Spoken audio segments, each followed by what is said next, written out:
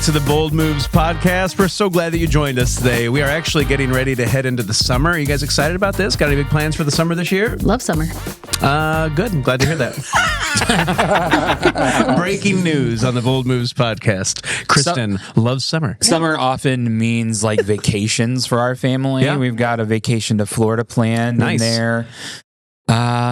Like Cedar Point. I think we always go to Cedar Point at some point. I haven't been to Cedar Point in a long time. Try to catch some baseball games. Yep. So yeah, it's just a little bit more relaxed. It's nice to like. The other day I was driving home. We had kind of a warm stretch, and I was driving home with the windows down. And there's that's therapeutic for me. There's something about that just makes me relax. When I had my Jeeps, I'd literally look forward to driving because it was fun. It was relaxing. It was awesome.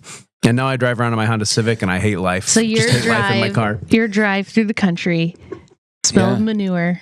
Just brings you I grew to life. That is the negative. There's a lot of manure around here. It's true. I grew up around it, so I'm kind of used to it. But that's fantastic. What are you doing this summer, Kristen? You got any plans? You guys going anywhere? I actually just submitted my vacation request. Oh, you did? This sounds official. Not approved. Denied. Too late. Got approved within 5 minutes, actually. Thank you, Jamie Clements. That's very efficient of us. Fantastic. Yes. Yep. Our anniversary's in the summer. My birthday's in the summer. Yeah. A lot that's of fantastic. a lot of birthdays. It's fun. That's great. We're having a big family reunion down in Florida in June. And then Dane and I are celebrating 25-year anniversary in July. So it's a big one. It's a big one. We're going to spend $25 and go have a party. It's going to be great. It. 25 is almost, that's older than some of our staff people, isn't it? I hate it when you frame it like that. But yes. Yes, I think the younger end of our staff are 25-ish, 26. They might not be completely out of that age group, but it's really close. I'm getting old. Yes, it's coming true. soon. Thank you for confirming it. It's coming soon. Yeah. It is weird recognizing that I'm older than some of the staff members' dads. My dad is younger than you. Oh, that's new. That's a new thing. Yeah. Grandpa Tim. Yikes. Yep. Not ready for that. Not ready for that. That better be 5 or 10 years down the road. Wow. No. So summer is a great time of year. It's crazy. And so we should probably make this announcement right now. I think this is a great segue. Bold Moves. We'll be taking a break for the summer, probably from Memorial Day to Labor Day. That's what we're thinking. Is that right? I think that's right. Yep. And it's for a couple of reasons. Number one, the schedules are crazy, and it just is what it is. Yeah. Number two, we're looking to just really dive in, get creative. We've got some ideas for what the next round of Bold Moves could look like, and we're looking forward to coming back. Let's call it bolder and better than ever this fall. So that's what we're looking to do. We didn't even talk about that in advance. No, but that Bolder moves. Bolder moves. We'll just have to add an E and an R to the title there, and it'll be fine. That's it'll a lot of work on the marketing side. Just Bold Moves then. That's fine. Too bold. No, we've all realized, hey, it's been a good start. We like figuring this thing out for a year now. Is this episode 56? I think this is, it always gets a little nerve-wracking to say episode numbers when we're recording, because we record these things in advance. It's not correct. So we have to do the math, and I'm not good at math. So I think it's 56. So Corey's math might not be mathing, but we think this is episode 56. If it's not, we're going to go back and figure out a way to make sure that it is 56. So if our voices have sounded weird at the moment when we say 50-something, that's why. We had to make edits. Is there such a thing as podcast math? There's girl math? Maybe there is. If there wasn't, there is is now. Thank you for that. That's good. Yeah. No, but as we lean into the summer, we are being really intentional about creating opportunities to get outside of the walls of our church and connect people with God. Specifically here at our Goshen campus, we're being intentional about offering church at the park. That's also going from Memorial Day through Labor Day. This is giving us an opportunity to go to 2 different locations in Elkhart and in Bristol, Indiana, to take church out to the public and connect people to Jesus. And our goal is that at the end of the summer, We're going to celebrate changed lives through baptisms, people who said yes to Jesus, in locations that aren't even in the walls of any of our locations, like of our churches. Right. So I'm excited about what those opportunities present. We have teams that are ready to go. There are some people that are so excited, really excited kick that about off and get it going. Yeah. I do want to encourage you, if you listen to this podcast in the Goshen, Elkhart, Mishawaka area, I would encourage everybody to go check out one of our churches at the parks at least once this summer, because it's a great atmosphere. But you're going to, just by being there, you're going to be able to interact with new people, be a friendly face, and be part of that opportunity and that experience that could connect people with Jesus. So we do this on purpose. We're not just like, this is just some cool thing to do, Church at the Park. No, actually, it's because we want to connect people with Jesus in a little bit of a different geographical community than we normally reach.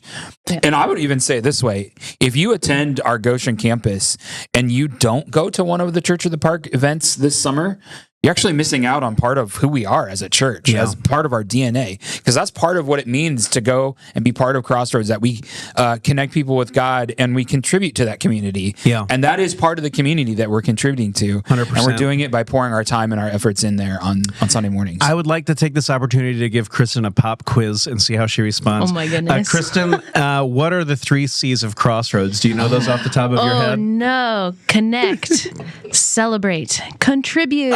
She passed with flying colors. There was a day when people didn't really know immediately what are the 3 C's. And those they established the culture and the values of our church. For sure. So we put them in huge block letters in our lobby on the wall. So it says connect with God, celebrate the change, contribute to the community, in massive letters that people can't miss. Yeah. But I feel like people still probably don't know, because that's just kind of how marketing is and people are. And we tend to miss things that are pretty obvious. Right in front of us. To be clear, to put that perfect example, I go to Lowe's or Home Depot, something like that, places like that all the time. Yeah. And inevitably, I'll be searching for 10 minutes to find what I'm looking for. Yeah. I'll finally ask the worker, hey, where is this item? And it's always within 20 feet of where I'm standing. I was always close, by it. It was right there, and I missed it. I usually walked by it 3 or 4 times. Is that just me? Am I the idiot? No. I feel like I could be in this situation. I'm sure you feel like a broken record sometimes, though, standing on the stage and saying we connect people with God, we celebrate the change, we contribute to the community. Yes. It does feel like you're saying the same thing over and over and over again. But it's probably similar to the sensation that you feel as a worship leader, where as you sing songs and introduce songs to our church, let's just say we're introducing a brand new song on a Sunday. Yep. That team has spent time at home rehearsing. Correct. If you've picked out that song, you've spent time listening to it, getting it ingrained inside of you. By the time you perform it for the very first time, you probably have listened to it or performed it in rehearsal 10 to 15 times. Oh, yeah. And so by week 2 or 3, you're ready to be done with that song. And that's just when people are oh, I love this song. Let's do this forever. Familiar with it, or for the first time. So I have sympathy for bands that have been around forever and have to do their greatest hits every single time they do a concert. Yes. That would drive me nuts. But anyway, that's probably very similar to what you... That's amazing. To be clear, when I was a youth pastor specifically, there was an era where the same songs were sung over and over and over again. And they were fun songs. They were great songs. But I remember specifically there was one song. It was a song called Every Day by Hillsong. Are you guys old enough to remember this song? Every day. Thank you. Yeah, the one word, the title word. Yeah, you got that. The thing about it is that is exactly how people sing that, because the chorus is every day it's you I live for. Every day, because nobody really knows outside of every day, because you see that over and over. Well, that song was wildly popular for years, and finally the youth pastor I worked with at the time, Pat Glenn, who's an absolute rock star, we both just agreed we're done with this song, and we made a big deal of it. Come to youth group this Wednesday. It's going to be the last time we ever sing every day. We're retiring it. And we just went out with a bang. Everybody all in. We cheered, and we never sang it again. There was an era of songs that were their praise and worship songs, which was kind of a new thing, maybe 30 years ago or whatever, that developed, like they were around for so long that they developed hand motions for them. Oh, yes. Anytime, I remember those days. Let me just be clear. Anytime there's a hand motion for a song, we're done. It's done. We're done. It's run its course. It's time to move on. There's other songs being written. We can do other songs. Correct. It's time for those to go to the kids' camp. Yes, that is where they serve their purpose. Yes. So back to the original point. Yeah. Yes, it feels like I've been banging that drum forever, countless times. We connect people with God. Yeah. We celebrate the change. We contribute to the community. But it's important that we keep that in front of everybody, because really those are the core values and attributes of Crossroads that set our culture and keep us where we need to be, because it keeps us focused on our mission. And that's incredibly important as a church, that we don't lose focus and lose sight of who we are and who we're called to be. When we talk about connecting people with God, to be clear, that is not just the mission of Crossroads. That's the mission that every single one of us has been given. We exist to connect people with Jesus, to fulfill that great commission, to take advantage of every opportunity to connect someone in our lives with the hope of Jesus. And what we've realized recently is that when we talk about the person or the people that we're targeting for Jesus, there was a while where we had like a fake person. What was his name? What was the name of the person? The Outsider. Owen the Outsider, because we went through at the beginning of All In this season where we were going off Luke 5:31, and that's Jesus saying, who needs a doctor, the healthy or the sick? And he's saying, I've come to invite all the outsiders to a changed life, not the insiders, to a changed life inside and out. I mean, that's the words of Jesus in Luke chapter 5. And so we kind of identified who is Owen the Outsider, like what does that look like in our area? We had all these attributes, and we just kind of realized in the last year, talking about this as a staff, that it's really not a specific trait of a person that we're looking for, someone who has like a certain job or, a certain income or, where you live, what the demographics are. Really what it comes down to in the culture that we live in right now are three things. We are surrounded by people who are, number one, desperate for hope. And when we are willing to connect people with God, we believe that Jesus changes everything. Like he gives us real hope. And I tell you, it gets dark. I think mental health is a big conversation right now. We were just talking about that recently. You have all kinds of people who are dealing with loneliness and depression and anxiety and fear. And listen, if you're trying to navigate life without Jesus, honestly, I get it. That's a dark space to try to navigate if you're trying to live life without hope. Well, even people who are trying to navigate life with Jesus, I mean, it gets hard enough as it is. There's no perfect formula to follow, but that relationship and that encouragement and that hope that comes with that relationship makes such a big difference. Yeah. And so we want to just be that light that shines in the darkness and connect people with Jesus. And when we talk about celebrating changed lives, there's nothing better than baptism. I mean, we were just celebrating the fact that, only like 10 weeks into our new fiscal year, it's already like 43 people have been baptized and like 8 more baptized signed up for next Sunday. Like, this is crazy what's happening right now. The celebrations are insane right now, how fast it's happening, how many lives are being changed. And there's this recognition that people are desperate for hope, but they're also searching just for connection, like a community to be a part of. And man, when you're connected with Jesus, with the family of believers that express themselves in the local church, like at Crossroads, you are able to connect with real community. And I think something that goes hand in hand is people are also desperate to claim their purpose. Like, what is my life going to be about? Like, what's my significance? Where am I going to find that? And what's wild about the church that shouldn't be surprising or crazy is the fact that you find all these things that you're searching for that are the deepest questions that we have in life. You find those things in Jesus. And as the church, we can be that place that connects people with all of these deepest questions and gives them the answers to the things that they're searching for. We can help them find their hope, claim their purpose, and connect with a community that is leading toward that deeper life that everybody's searching for. And so we get to be a part of that. And so, we bang that drum. We're connecting people with God. We're celebrating the change. We contribute to the community because all of those things play together to lead people to hope, experience community, and claim purpose. And that's what life is all about. And the Bible tells us that God has gifted each one of us uniquely to be able to serve him in that way. And we want to put your gifts, it doesn't matter who you are. We want to put your gifts to work at Crossroads and as part of what we're doing, because man, there's nothing. You want to talk about fighting a battle in your mind when you find that you have a purpose, that God has gifted you in a certain way, and that He wants you to use those gifts to to make a difference and to have a purpose in a specific area, oh man, that just opens up the floodgates for people. It really does. It comes alive. And here's the thing, what I love about Crossroads, just this personal thing, I think it's probably a personality thing, is we're going to have a great time doing this. Like, we're going to have fun. Like, we're not going to be boring. We're not going to be fake. We're going to be real, and we're just going to be who we are. Yeah. And if Tim tells a bad joke, he's going to do it again to make sure you heard it and you get the point. Until you laugh. Yeah. Because my sense of humor is the sense of humor, and that's all the one that matters. Kristen, who are you seeing? Who's the comedian that you got a front row seat to? Oh, I don't have a front row seat. That's for sure. Where's your seat? We're in the 200 section. Oh, never mind. We're in the front row of the 200 section. Okay.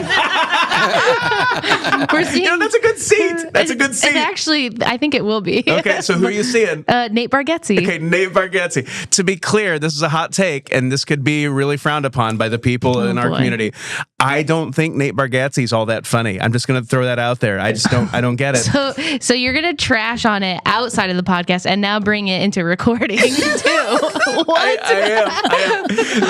The one thing that he did that I thought was laugh out loud funny was his skit on Saturday Night Live where he was George Washington. That's very funny. That's worth Googling and checking out. That'll make you laugh. But the stand-up literally stuff, this weekend I showed another clip to like 4 people and they all laughed. So whatever. It's fine. Okay, if you say so. I mean, he's wildly popular. I mean, I'm obviously in the minority. He's sold more tickets than they just put out articles. Sold more tickets than like Jerry Seinfeld and that is crazy to me. Okay, I don't get it. But hey, he's making people laugh. I'm buying those tickets. You know that's Kristen's favorite comedian. You just do that just to like rub it. Just to mess with her. That'd be like us coming in here and being like, the Chicago Bears actually really suck. So what do you think about that? Actually, but... That's just painful and deeply personal, Corey. You know what? I'm taking the summer off the podcast just because of that. What I've learned in my life is that you've got to be you. Like, it's been, oh my goodness, how long has it been? In 2013, I took over as the lead pastor at Crossroads. So in October, that will be 12 years, which is wild to me. Because that's half your marriage. It's half of my marriage. Oh my goodness. It's gone by so incredibly quickly. And when I took over as lead pastor, that was a pretty daunting thing because I was following Pastor Mark, who had taken Crossroads from 75 people to 1,600 people. It's like, okay, I'm following an amazing leader, an amazing speaker. And there's that pressure, like I've got to, fill that role that has, been left. There's a huge void to fill.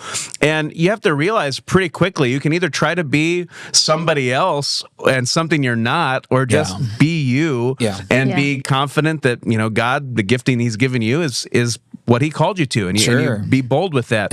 And looking back at that now, it's like, my goodness, that was a pretty intense time of life where it's like, man, all the insecurities, they all come out. Like, you just go with what you've got. But God is faithful. And if you're just true to who you are, you're being obedient, you're confident who God is, who God's calling you to be, man, he's got an amazing journey, an amazing life for each of us. And so I think the one thing I just want to circle back to as we prepare to break for the summer is this reality that God is calling us to make bold moves. And I think we have to be living with the right perspective. And that starts with our mission. Like, I exist to connect people with Jesus. I was made by God. I was made for God. And I just want to encourage everybody who's listening, if you've made it to the end of this podcast, this summer, take advantage of every opportunity that God gives you.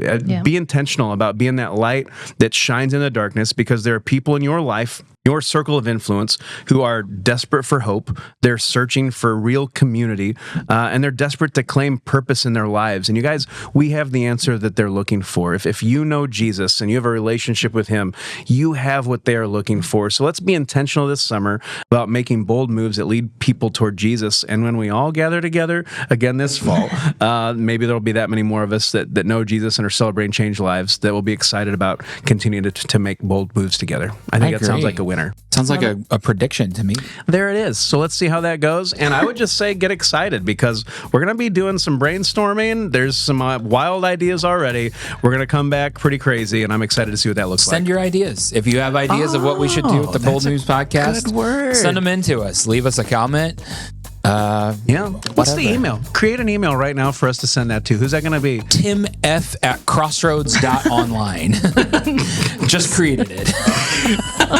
Corey, I dislike you so much right now. Oh my goodness. I look forward very much to reading all of these emails. Yeah, Tim looks forward very much to deleting your email without reading They're going to get forwarded to Jamie. Yes, now everything gets forwarded to Jamie, which gets forwarded to Corey. Win. Yes. I tried. I don't know a way around it. I love it. Seriously, thanks for joining. This has been a great first season. What do we call this of Bold Moves? This is a first foray. First foray into the podcast world. And as we take a break this summer, we're looking forward to restarting in the fall and look forward to what God has in store for us. Great. Yeah. So in the meantime, keep making bold moves, and we'll see you next time.